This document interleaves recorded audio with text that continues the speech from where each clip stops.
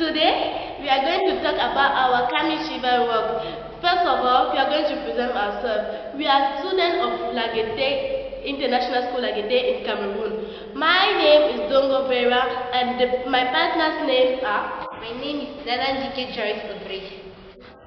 Okay, today we are going to first of all talk in the global world. We are going to talk about the universe. So, in the universe, you can see we have 8 planets and this is the solar system. And now, in the solar system, we have the Earth, the third planet, the pale blue planet, the only planet that supports life in this universe. You can now see. And in this same universe, we have the continents: Africa, Asia, Europa, Australia, Antarctica, America. And now we are going to focalize ourselves in Africa. Now Africa comprises 53 countries, and in those 53 countries, we are still going to focalize in Cameroon. Cameroon, a country which is known as the mother of Africa, because we have all what is inside Africa, you can find them in Cameroon. It's Africa in miniature. And now you can see Cameroon have 10 regions, which are the extreme north, the north, Adamawa, the southwest, we have the northwest, the west, littoral, center, south, and east. Now, let us again specify ourselves in the west region, where we have the Bamileke tribes, one of the most brave tribes in Africa, in Cameroon, the most powerful, the most rich in all the ways. Now, I will leave the floor to my colleague and friend to talk about the Bamileke in all the meaning. Okay, the Bamileke is one of the tribes in Cameroon. It is one of the most popular and most powerful tribes in our country. Because our history, since we were an exiled tribe, we were first in the Congo Basin, but we were chased by the Fulani into Cameroon, and here in Cameroon we developed a big tribe and united family. In our community and our tribe, there is one person that is the most powerful, the most respected, and the most superior person in our tribe, which is the king. As you can see, the king is the most important person in your life, in our tribe.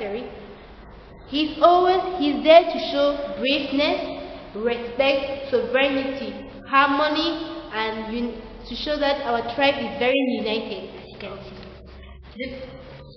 Once upon a time, the king Chakunde lived in a beautiful palace called the Palace of Unity. This palace is something that shows it's very important in our life. This palace, as you can see, is represented with many drawings. There is a drawing of a tiger, who is one animal very important in our tribe. Because the tiger shows braveness, power. Because there's no, apart from the lion and tiger, there's no other animal that shows like this. Here, there is a drawing of houses and small persons. This drawing shows unity, harmony, and how the life in our tribe is very happy and very interesting. Still in the palace, there is it's like a witch, or we call it a junju. It's someone very important during traditional occasions. The junju is very mysterious, because till now people don't know who is really the junju. No one knows his face, if he has eyes or ears, and very frightening to everybody. No one. It's always mysterious and very mystic. People don't. It's always asking who is this, and that's why it brings a very anxiety and shows that our institution is very powerful. As you can see here, This is the blue and white color. The blue and white color shows liberty in our tribe. It's like a one symbol of liberty, and we are very, and it is very common. As you can see here, the Junju is wearing blue and white to show that everyone has it, and even the chief. The chief is also wearing blue and white to show that every member in the Bamileke society always have the blue and white, which is a brief showing of, is a brief and deep showing of liberty and love for our tribe.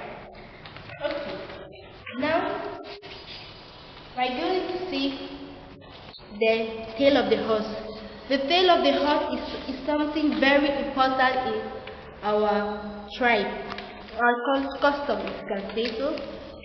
The tail of the horse is one thing that the chief always has with him during traditional institutions. This tail shows that he's brave, strong, and is very powerful. There's no one on top of him apart God. And yes, the tail of the horse originates from the story that happened to the Bamileke people. The story was about a Bamileke woman who was raped by Fulani who was on the horse. When the husband of the woman heard about it, he was very, very, very astonished. He was very weak, he never had emotions. He was very angry. He was frightful. He had fear in him, and he was also had a deep sentiment of revenge in him that he cannot leave it. That is this thing, they cannot come. First of all, exile us, take us as slaves. Now they come and rape our women for nothing. I can't. Then he went to the chief. But at that time, the chief never knew that we can kill horses, because horses were people thought horses were powerful. So the men took his courage and said, I will go to the man and kill him and will show. They went to the Fulani. There was a very, very, very big fight. The fight with the Bamileke and the Fulani. The Bamileke won the fight, and the Fulani was killed. And a proof to show that he killed him, he killed the horse and cut off the tail of the horse. And when he brought back the tail of the horse to the chief was very amazed. He said, "Oh, so we can kill the horse."